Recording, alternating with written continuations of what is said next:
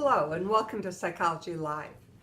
I'm Dr. Gail Majcher. I'm a clinical psychologist and I'm with Mary DiPaolo, who is a limited licensed psychologist. I don't know if you saw our last video, but it was on anxiety, so we're going to continue that theme this time because there's so much to be said about anxiety. But before we do that, Mary's going to tell you a little bit about contacting us. That's right. So we encourage you to contact us because one thing that we want to do is to be able to take your questions and apply them to what we're going to be offering, which is a once a month program that's devoted completely to answering your questions that you send to us through our newly formed Facebook group, which of course is entitled Psychology Live with Dr. Gail Majcher and Mary DiPaolo, MALLP.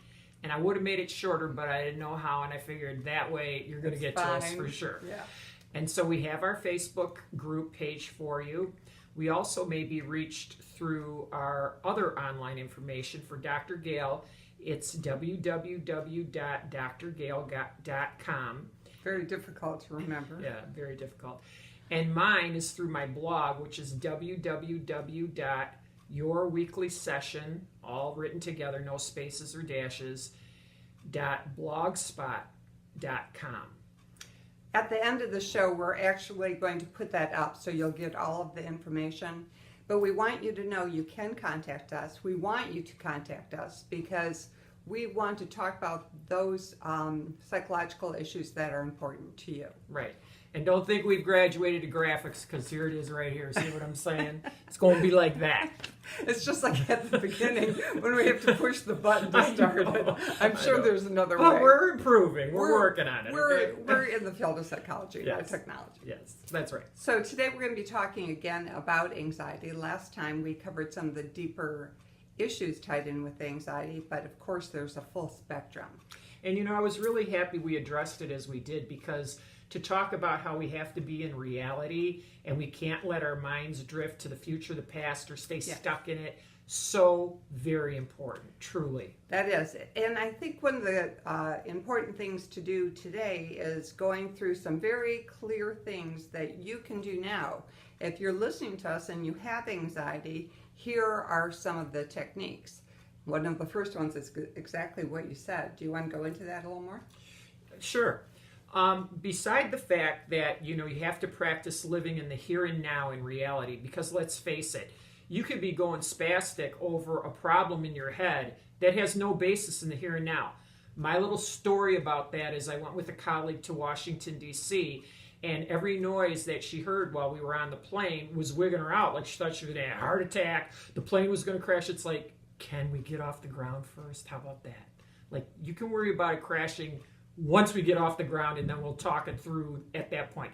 But because she lived in such a catastrophically fictional-based reality of her life, anything that disturbed her made her think she was going to die, she was going to get hurt, it was going to be awful, terrible, and it just got to be a hot mess, a cray-cray, and I never traveled with her again after that. Did you room with her? Yeah, and that was another thing, because Yikes. Her to knock on a wall. Somebody's trying to break in. I go, by knocking on the wall, you're kidding, right? I mean, so that kind of catastrophic fictional-based reality is just not good for people. Well, you know what? I'm going to spin off of that because I have another technique that ties in with flying that I want to mention. Many years ago, I was flying from Acapulco to Detroit, and the plane I was on got hit by lightning. So we were flying all over, and people are screaming, the lights went off. It was really a pretty traumatic event. Of course, I flipped into my psychology mode and told everyone... I'm a doctor. Everyone calm down. Telling everyone we're going to be fine. I have Tic-Tacs. Or Valium. Yeah, that's right. But the end result was I did end up with the fear of flying after that. Realistic, given what I experienced, but still I would have anxiety before getting on a plane. So something that I decided to try myself that I knew about was visualization.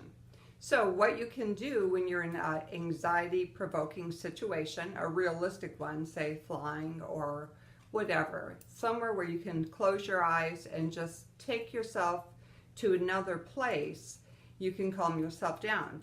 To this day, when there's turbulence, I'll just close my eyes and I'll envision myself being on a dirt road in a location that I love, and the bumps, I just feel like, okay, I'm visualizing kind of going on this trip. It's almost going into a little bit of a hypnotic state, but it calms you down in the moment. So that's another technique. So one technique was being based in reality, like Mary's talking about, coming down to what's real.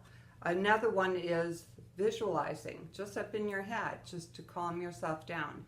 Many times people will need to do that to sleep because they're feeling anxiety. Well, take yourself to the beach or to wherever your place is. I know one of my most peaceful places in the world is up North Michigan on Lake Michigan.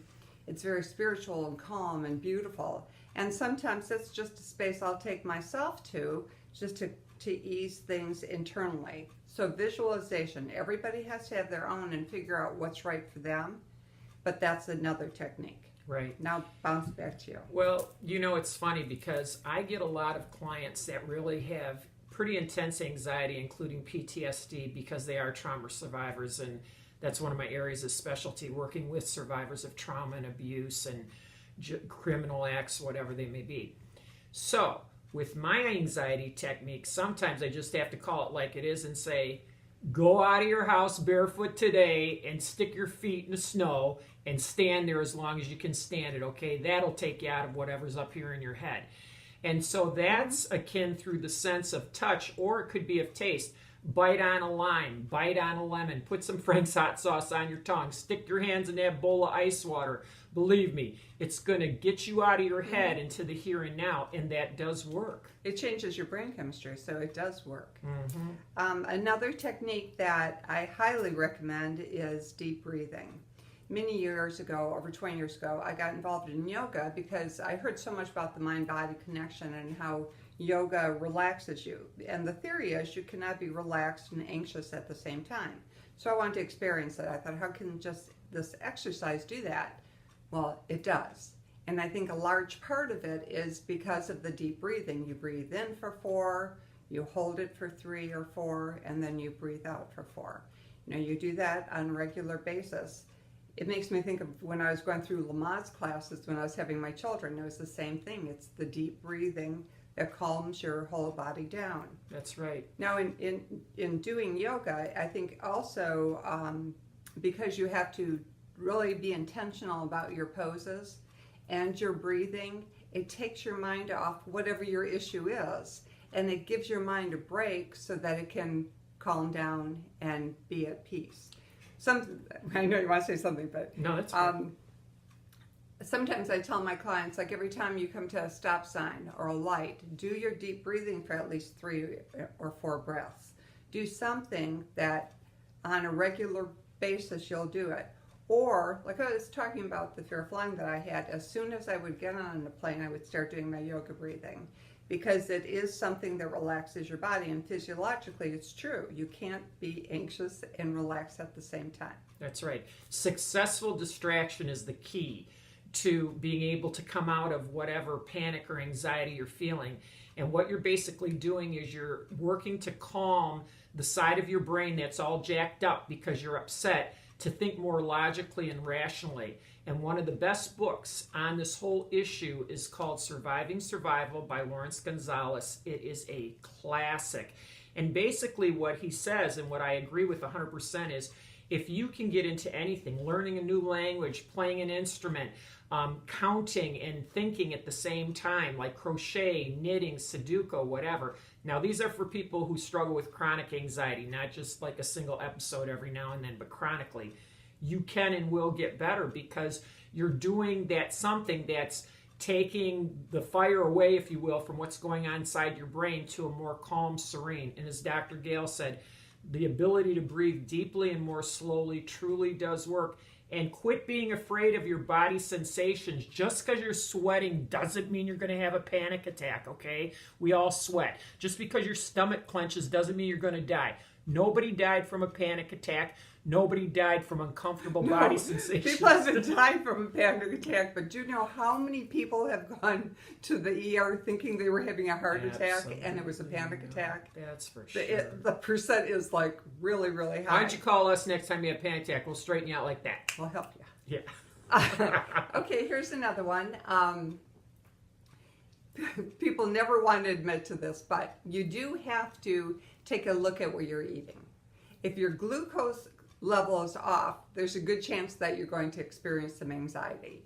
Take away sugar, white flour, alcohol, caffeine. Just take it out of your diet for a while and see if that doesn't calm your system down. When you're chemically off, like if your sugar's off or you're coming down with the flu or with the cold, it feels the same as anxiety.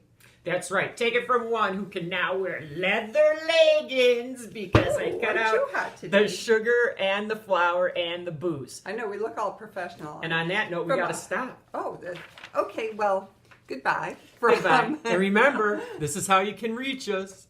There you go. Bye-bye. Bye.